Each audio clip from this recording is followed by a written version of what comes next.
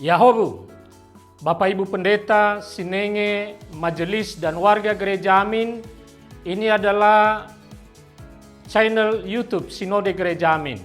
Karena itu, bagi yang mencintai Gereja Amin, tontonlah, subscribe, like, dan bagikan. Gereja Amin yang tangguh, mandiri, dan peduli. Tuhan Yesus memberkati.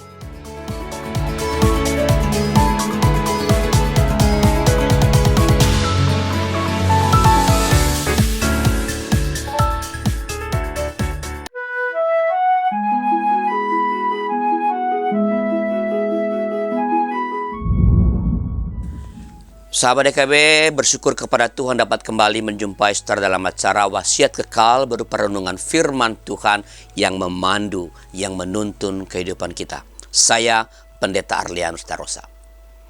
Renungan kita pada hari ini Rabu 5 Maret 2025 ditulis oleh rekan saya Pendeta Meta Sartika dari GKID 5 dengan judul Makna Puasa. Didasarkan pada kitab Nabi Yesaya pasal 58 ayat pertama sampai ayat yang ke-12.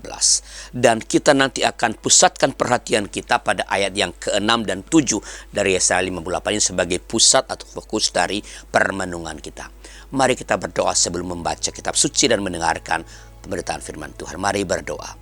Tuhan, terima kasih Engkau memberikan kembali kesempatan bagi setiap kami untuk belajar dari firman Allah. Supaya oleh firman Allah kami dapat menjalani hidup kami seturut dengan kehendak Tuhan. Berkati setiap kami boleh mendengarkan dengan baik, boleh mengerti dengan benar, boleh melakukan dengan sungguh-sungguh firman Allah. Berkati seluruh kru YKB yang bekerja, melayani untuk memproses renungan supaya dapat melakukan dengan sebaik-baiknya sehingga firman sampai dengan sebaik-baiknya kepada setiap umat Tuhan dan juga hamba-Mu yang akan membawakannya. Terima kasih Bapa, dalam nama Tuhan kami Yesus Kristus. Amin.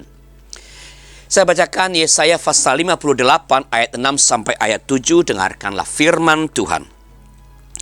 Bukan, berpuasa yang kukehendaki ialah supaya engkau membuka belenggu-belenggu kelaliman dan melepaskan tali-tali kuk, supaya engkau memerdekakan orang yang teraniaya dan mematahkan setiap kuk, supaya engkau memecah-mecah rotimu bagi orang yang lapar dan membawa ke rumahmu orang miskin yang tak punya rumah.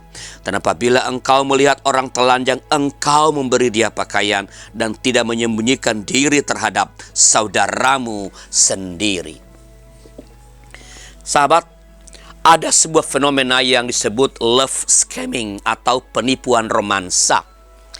Penipu menargetkan korban dengan alibi mencari pasangan di media sosial. Ia akan memanipulasi korban sampai percaya pada perasaan yang diutarakannya, lalu mengambil keuntungan secara materi. Begitulah manusia. Manusia pintar memoles bagian luar dirinya, sehingga sifat sebenarnya bisa ditutupi dengan rapi. Bahkan saking pintarnya dalam memoles diri itu, manusia kerap merasa dapat menipu Tuhan. Inilah yang dilakukan oleh bangsa Israel kepada Tuhan. Bangsa Israel memoles ibadah mereka sehingga tampak saleh agar Tuhan mau memberkati mereka. Akan tetapi Tuhan jelas tidak bisa ditipu. Tuhan dapat menyelidiki bahwa puasa yang dilakukan oleh orang Israel masih diiringi perilaku yang menindas para buruh, berkelahi, berdebat, dan melakukan kekerasan. Tuhan tidak berkenan dengan puasa yang demikian. Oleh sebab itu, Tuhan menyatakan bahwa puasa yang dikehendakinya adalah puasa yang diiringi dengan tindakan yang menyatakan keadilan, ramah tamah, berbagi terhadap sesama, dan berbuat kebaikan.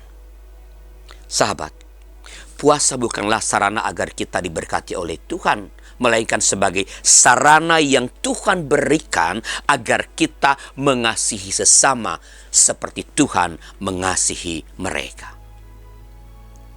Puasa yang benar bukan hanya soal pribadi kita dengan Tuhan, tetapi juga soal pribadi kita dengan sesama.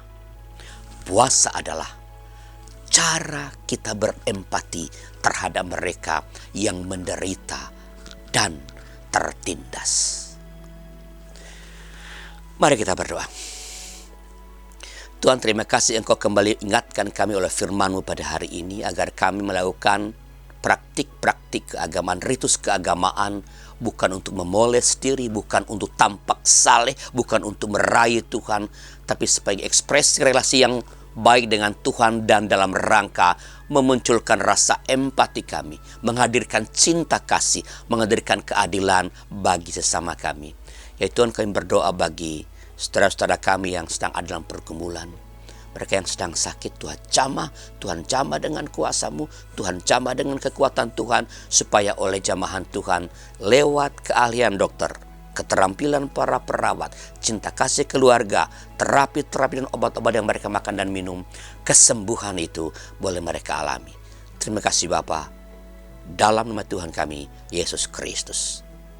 Amin. Demikian sahabat renungan kita pada hari ini. Jangan lupa subscribe, like, dan bagikan kepada sebanyak mungkin orang. Tuhan memberkati saudara.